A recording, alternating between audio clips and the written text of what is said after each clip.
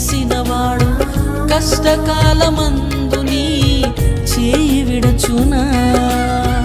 అసాధ్యములెన్నో దాటించిన నాదుడు శ్రమలో నిన్ను దాటిపోవునా?